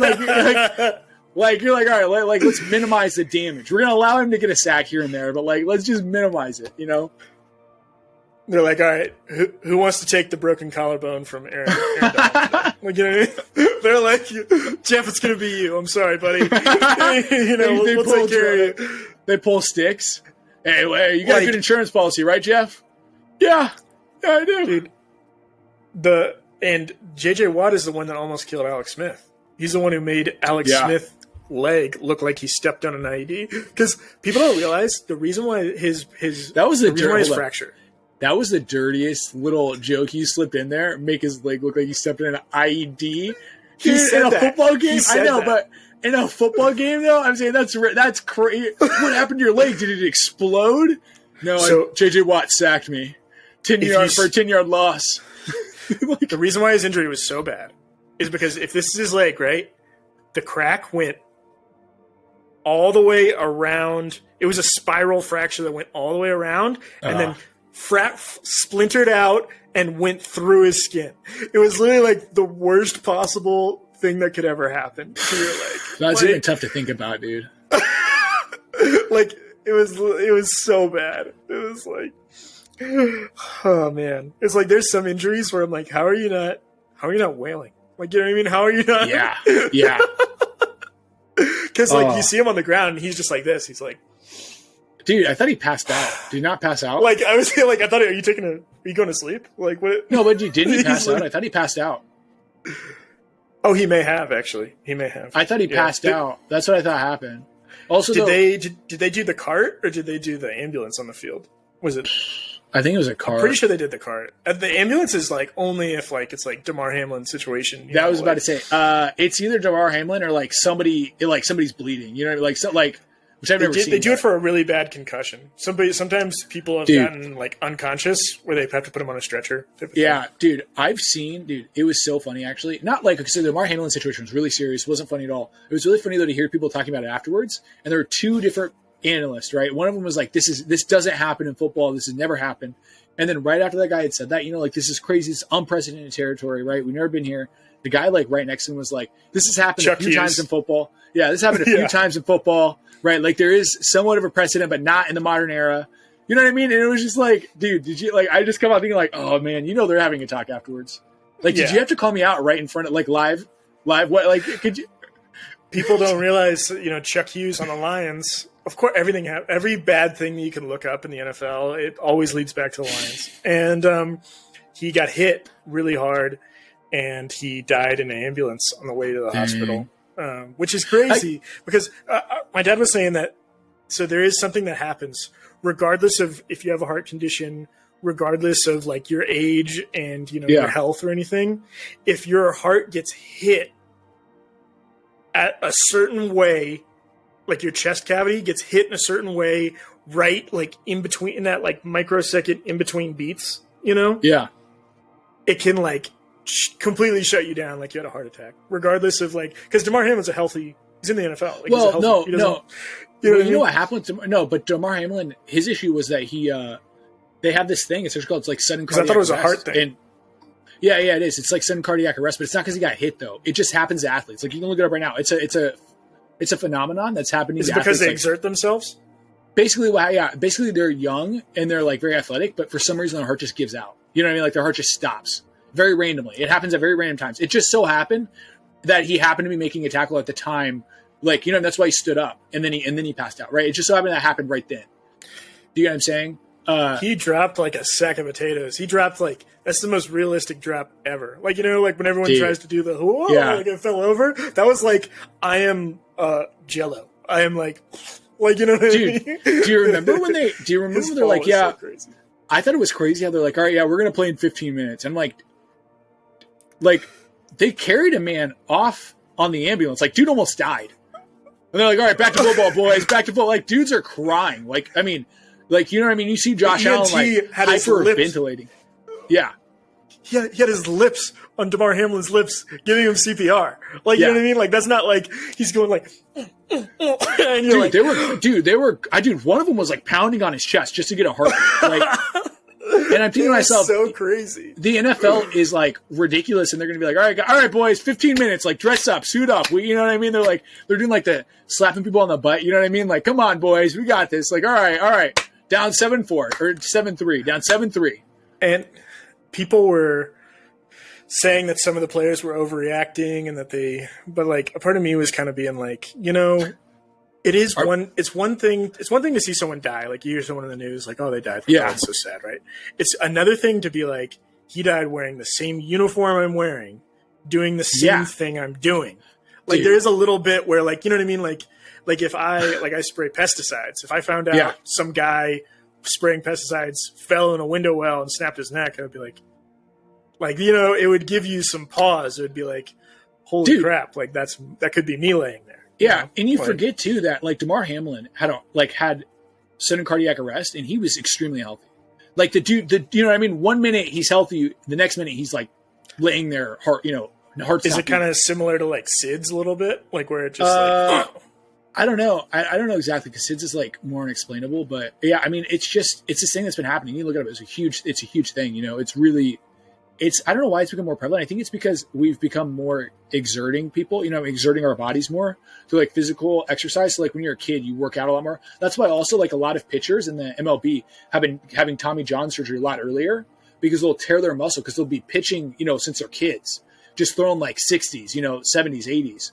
Are you saying they have it like before they even tear it, like just preventative or like? What do you mean? You said they're having it early. Yeah, no, like, so I meant no. I meant blow out their arm. I'm saying the surgery. No, I'm saying that they'll blow out their arm like when they're like I don't know, like 25. You know what I mean? I'm saying before it was like when they were 40. You know what I mean? I'm saying like the guy who created Tommy John, or why it's called Tommy John, is because the guy was like 35. I think he was a pitcher. Yeah, Tommy John, but he was like 35-ish, I think.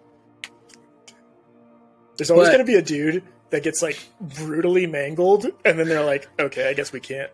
Now we have to change things. It's like, you ever see the guy? It was so I don't know if you knew this, but when they had NFL helmets, when they first moved to the hard helmet, you know, it wasn't leather. Yeah, it had the hard shell, just like modern ones, but it didn't have anything in the face. And there was this play where this guy in the Browns, he fell, and then another guy fell on top of him and like fell like that, and that elbow, the tip of his elbow, smashed this dude's face so hard it looked like he got attacked by a monkey. Like it looked like a monkey ripped his nose off, and he was deformed. Like he looked awful. And then he came back like a year later, like a while later, and then the coach put like one of those.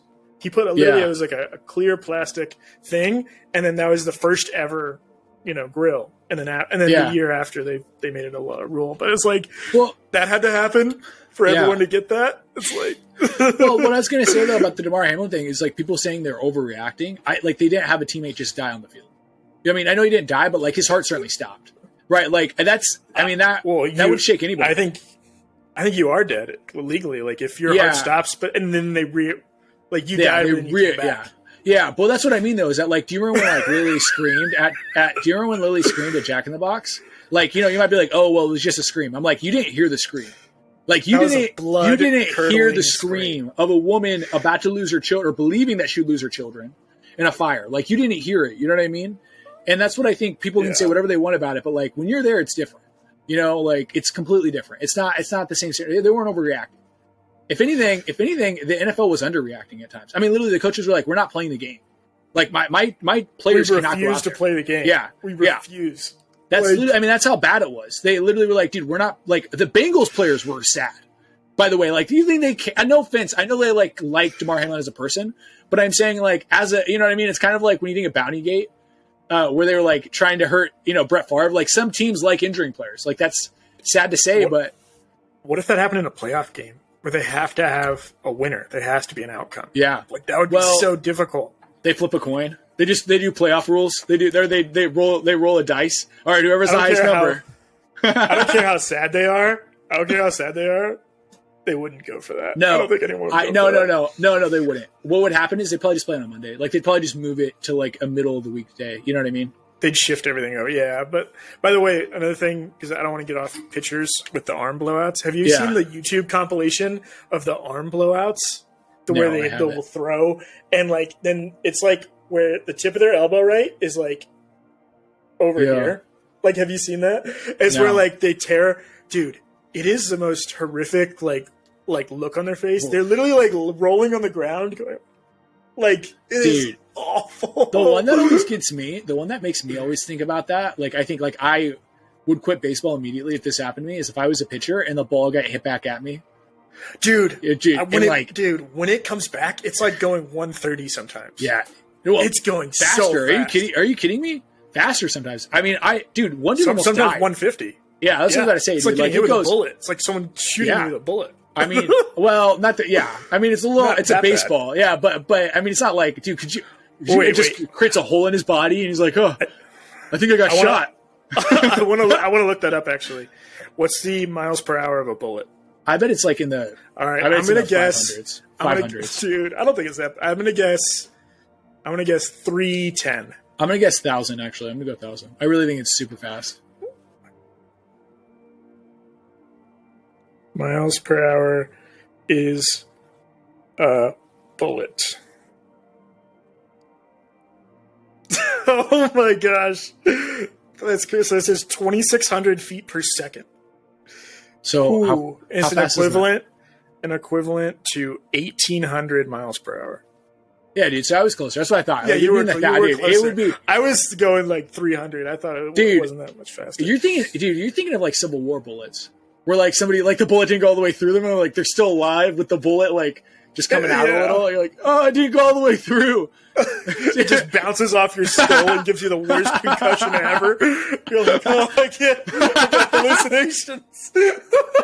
Yeah, dude, you're going, like, old-timey gun, dude. You're not, dude, modern guns probably, I mean, by the way, I feel like that was maybe the average bullet, because I bet a modern sniper rifle could, I mean, I bet that's, like, 3,000 miles per hour. I bet it would just boom, dude. I bet I bet a camera would have to go overtime to catch that, dude. Like, there's no way. Dude, those things go ballistic. Go ahead, what were you gonna say? So one thing I've been wanting to get into is non-lethal weapons. I want to buy some non-lethal weapons. Because the thing like is, one of the beanbag gun? So I am a gun owner, for those of you who don't know. I own one gun. But the guns are so expensive. They suck how expensive they are. And there's so many regulations around them, but there's way less regulations for like a beanbag gun. Or for like a rubber bullet gun, way less regulations. And I could still stop someone. You know what I mean? Yeah, that's what I don't get, is that when people talk about guns, so here's the thing. I'm not anti-gun, right? We both know this. I like guns. I want to get a gun myself. But like, everybody always acts like that's the only weapon available to us. You know what I mean? As if, like you just said, there weren't rubber bullets out there that, like, I mean, clearly would stop an intruder. Well, the thing about a gun, which I've heard this argument too, is it is the most for sure way to kill, like, not to kill somebody, but for sure way to, like, stop someone. You know what I mean? Like, if you want to murder somebody, you're going to use a gun. For sure. Like, if someone's coming at you, like, what I'm saying is, if someone's coming at you and they're like on bath salts, and you hit them with like a rubber bullet gun, there is less of a chance of stopping them. You know what I mean? Dude, here's the thing. I might believe that about the beanbag. Okay, I might agree with you on the beanbag, dude. A rubber bullet gun. Have you ever been hit with one? I've heard it's worse than getting shot. I've heard it's worse than getting shot because it just bounces off. Like it's like all the impact, but like right to the skin. Whereas like at least the bullet goes through you. It has the audacity to go like right through you. I've heard the rubber bullet just smacks into your body. If you break into someone's house, you deserve to get hit with a rubber bullet gun, I think. Yeah, no, I'm not defending them. I think a rubber bullet gun might be better at stopping someone. Okay, now if you're asking like if you want to end somebody's life, I mean, yeah, dude, you're going to use a gun. For sure. I don't mean that's what you want to do, but I just mean like, yeah, if you're saying you want to stop them from doing anything ever again, yeah, a gun's your best go at it. But if you want to stop them from ever just walking or talking or breathing, yeah, this will help. That's like that scene in Borat. And he's like, may George Bush drink the blood of the men, women, and children, and may a lizard never be able to survive in a desert 1,000 years. Like, you know what I mean? He's like, yeah. And it's like, yeah. Like, you know, like it went a little bit too far. Yeah, like it's But yeah, that's my point though, is that like, I do feel like rubber bullets would do a really good job. Now, that being said, I don't necessarily blame people for like defending themselves with a gun. I do think if we took other weapons more seriously, right? Because we also forget that, like, I mean, one guy, he did a mass school shooting or a killing by pulling the fire alarm and then stabbing kids as they walked out. And I'm like, yeah, because guess what? People don't have that many regulations on knives. And I'm not saying we should, but I'm saying we forget that, like, if we want to commit mass crimes, it's not like guns are the only way. You know, and I think sometimes... No, that's very true, yeah.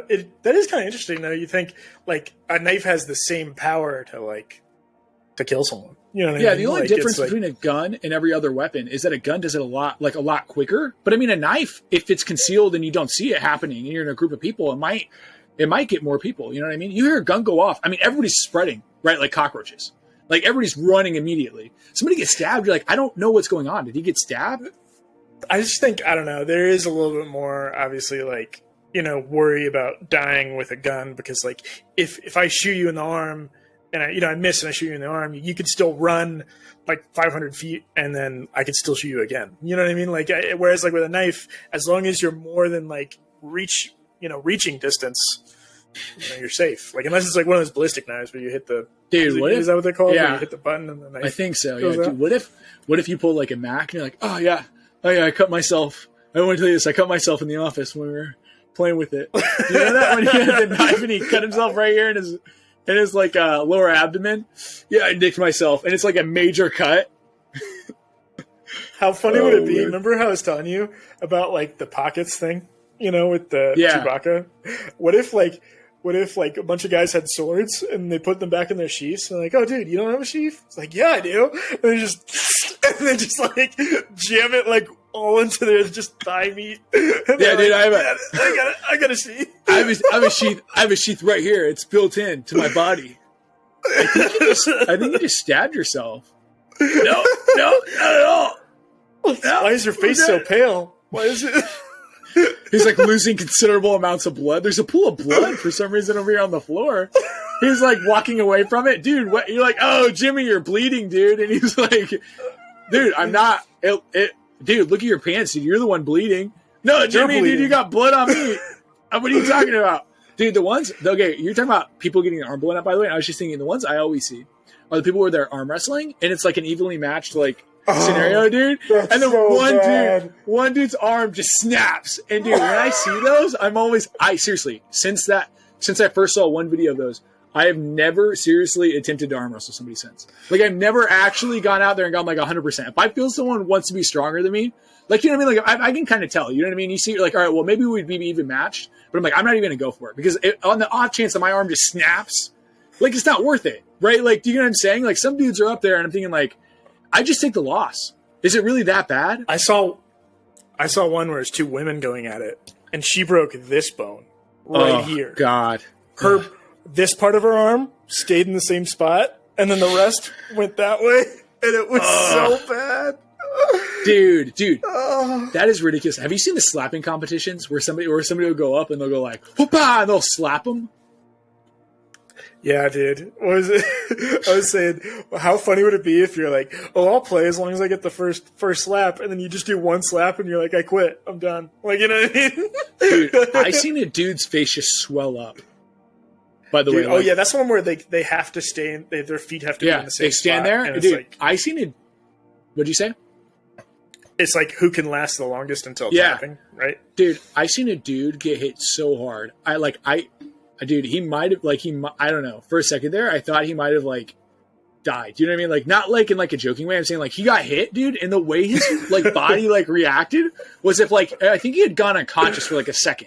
And then, like, falling, coming back down. So, like this, he went unconscious. Coming back down, he, like, woke back up. And it was, like, startling, dude. And the guy just stood there and took it, and he's like, yeah, man, my cheek and everything. Like, oh, my, dude. Can you imagine getting... Dude, what if someone... Okay, everybody always goes front hand, right? What if someone goes, like, backhand, dude, and freaking, like... You know what I mean? They're like, oh, no, we want to backhand, dude. And they just... Do you think backhand's better or front hand? By the way, what do you... They always go like this, by the way. They always like measure. I think front hand would have more sting, and then backhand would have more bruising, like potential bone break. You know what I mean? I think like more power. Go ahead. More power, like a punch, more similar to like a punch in the face. Whereas like the backhand, you feel the sting. Like you know what I mean? Like from the front hand, from Maine to Texas. You know. I think legally they do front hand because of the fact that your hand has more padding on this side, whereas on the back, you're right. You That's just get knuckled. You know what I mean? You know, like you said, be more like a punch. And I just cannot imagine the damage because, dude, what if someone had like they're like somebody's, you know, low key puts on like a what do they call that? Brass knuckles before they backhand them, and it says, you know, you're mine now, like right across, like right on their cheek, but like going 100 miles per hour, you know. Bobby's, Roberts, Ethan's, dude, I can't get it off. I don't. Yeah, I just tattooed you. Don't worry. Yeah. Do you know that happened with? I heard that there was like a logo that it was like on one of the old cars from like the 50s where there's a logo that was on the dash and they only had the lap belts. So if you got in like a collision, they would have that like imprinted on their forehead. You know what I mean? That's funny. What logo was it? Do you know? I don't know. I'd have to look it up. But yeah, that's pretty cool though. That'd be pretty crazy. Yeah. But yeah. Oh, let me go over another story, another fun story. Yeah. Real quick. Oh yeah. A woman was arrested for killing her terminally ill husband at a Florida hospital. This one was kind of funny because it's like, can you imagine just like putting a death pillow over your wife's face? Like, you know what I mean? Like, I don't know. Is that how you did it? No. So she was a she. So she killed her husband. They had a pact to do the murder suicide thing, you know? Whenever one of them got super old, and they were 77 and 76. Dude, and that's crazy. Dude, you know, I was just about to say this real quick. Why does every crime sound worse? Like if you were to say, oh, that's a triple homicide, but if you were to say that's a triple homicide, murder, suicide, you know what I mean? It says a triple murder, suicide. That just sounds worse. I don't know. So you're like, you know what I mean? Like it sounds like a couple more crimes were committed. Another fun one is that is true. It does sound, homicide sounds way worse. But like, there's another thing that said there is like an unknown flying object like way north in Alaska. So that's kind of cool. Like way up by like where there's no people. Is that like a Florida man thing? No, Justin Trudeau. Said okay. The U.S. shot it down. Okay, Florida man found UFO. He takes it for a joyride around Salt Lake City, around Tallahassee. Let me read more of these. There might be a few more Florida mans. Florida man protects car from Hurricane Dorian by parking it in a kitchen. I don't know. That's pretty original. That might actually be smart. He parked it in a pool. He drove his smart car inside his home and into his kitchen to protect it from flooding. That's not so weird though. Like, you know, it's funny. They're probably going to name drop that guy. Like, it'd be like Jonathan Teller parked his car inside his kitchen, and it'd be like, I don't know. Sometimes you're like, is that all that bad? Like, you know, there's guys at work and be like, dude, I saw you were on the news. You know. Like slap him on the shoulder and they're like, parking your car in your kitchen. And he's like, yeah. Okay, right? Like, you know what I mean? Like, I don't know. Like, what are they going to say to it? That's difficult to do. I mean, he would have to have the double doors. And then, you know what I mean? Like, he would have to... It'd have to be on flat ground. Yeah, maybe it's newsworthy because he just ran right through the, like, front. Like, he just, you know what I mean? He cleaned out the living room. Just ran right through it with his car. I didn't want my $5,000 smart car destroyed in the hurricane, so I drove through my house and got $30,000 worth of structural damage. You know, honey, I'm redecorating the living room and the kitchen. What do you mean? You know what I mean? And they're like, all right, well, I guess we're going to get a new couch and a TV. Florida man on Segway charged with DUI. That's pretty crazy. I'm surprised they can do that. Really, I think that shouldn't be. Because, like, I don't know. Even if you fall in front of somebody, like, who cares? Can you imagine for a second the cops pulling you over while you're on a Segway? Excuse me, sir? Sir, we need Unless this was like... They have a police Segway, like Paul Blair. I need your name. First name, last name. Last sir? First. Sir, in the Segway, we need you to pull over to the side, please. You're like, I'm on the sidewalk. I don't... Can you get a DUI, by the way? So here's the thing. I've heard this. You can only get a DUI in a motorized vehicle. Can you get it if you're on a bicycle? Like when that's why those guys ride bicycles. The guys who get DUIs and they get their license suspended, they ride bicycles everywhere. Yeah, but what I meant is that I know, but what I'm saying is they can't ban you from bicycles. You don't need a license for it. And you don't need a license for a Segway either, though. But what I'm saying is if they saw you riding a bicycle and you're like swerving all over the place, could they get you on a DUI? Right, like that's what I'm saying. I don't think they could. And the funny thing is, what if it was so fast? What if he was going like 80 on a Segway? Like, what if he was like breaking the land speed record on a Segway? You know what I mean? Like, what if it was like he's going fast? He's going Back to the Future, and he's going 88. Dude, that would be cool. Yeah, it's like a high speed. There was a high speed chase with Florida man on Segway. Dude, what if they had a low speed chase? There was a low speed chase today. That guy's going 35 miles an hour. He's gonna kill someone. All right, sir. Going 8 miles per hour. Can you please pull over to the side? My police Segway maxes out at 5.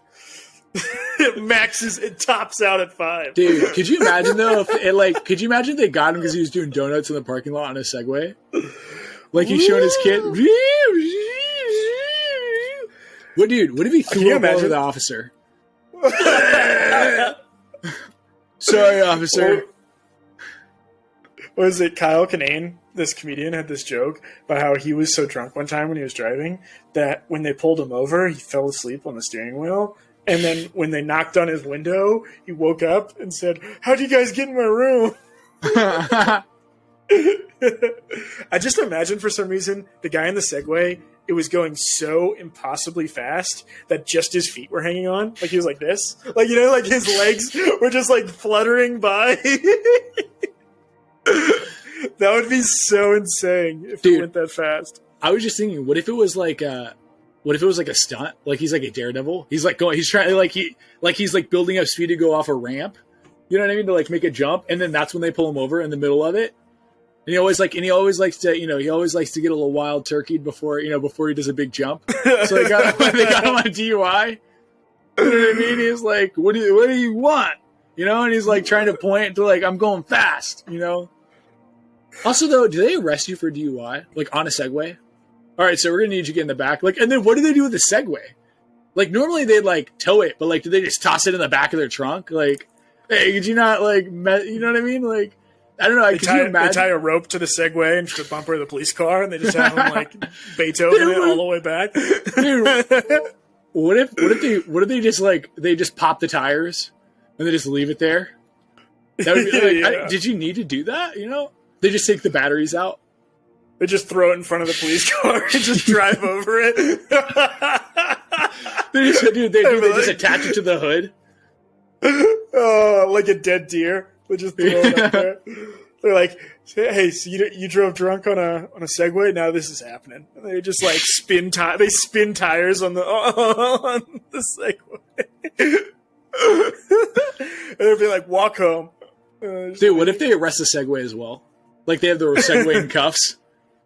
Did you have to do that? You have to bail both of them out. Bail is set at $500. Segway gets taken advantage of in prison. Segway drops the soap in the shower. Oh my gosh! The Segway's like running stuff in prison. Like he's running the whole joint. The Segway's Heisenberg. Yeah, Segway's Heisenberg. Remember my name. It's Seg. You love to talk to Seg. He can get anything from the outside. Anything you need. Dude, what if he goes, "Say my name. Say my name." He has to say his full name. Segway the Fifth. And he just slits the guy's throat. Dude, he gets a couple murder charges. Yeah, he has to do more time. Dude, what if one of the cops tried to hop on it and ride it, and like he falls off it, so the Segway gets like assault charges? What? Oh my gosh! Is that even fair? What? You tried to ride it. Why are you charging it? Dude, what if the Segway talks back to the judge?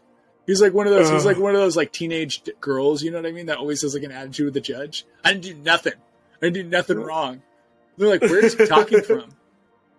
That'd be so funny, dude. Oh, That man. is funny. We should move into our hidden gem segment. Yeah. My hidden gem is going to be Arizona. Came out in 2018. Stars Danny McBride. Not a very popular movie. It had the chick from Company Man. You ever see the movie Company Man? No, I haven't. I want to look up her name real quick because I loved her in this one. She was like the real star. It was Rosemary DeWitt. Have you heard of her? No. I vaguely feel It also had Luke Wilson, Caitlin Olsen from Always Sunny, and Seth Rogen made a cameo in it, so that was pretty cool. But yeah, it was a fun movie. It was just about it's like this crime. It's like this funny crime drama, whereas like someone does like one bad thing, and then it's kind of like snowballs and another bad thing, and a bunch of other bad things, and just I guess I'm a serial killer now. Like, you know what I mean? Like, it's just like no, that sounds pretty good. What year did it come out? It was awesome. 2018. Yeah, it's not very well known, but yeah, 2018 Arizona. It's got a very generic title. Wow. But. Real quick, dude. I just thought of I was just thinking, like, what if someone got like raped by the Segway in prison, and they literally like had to go to counseling? Oh man, where did Seg touch you? I don't want to talk about it. He just took his handlebars, and I don't know if you knew, but it goes. He can adjust it. It can go up. It can go down. I don't know if you knew, but it can go all the way down. But his wheels have one size fit all on it. His wheel, he has multiple speed settings. He put it on number 4, and I just screamed.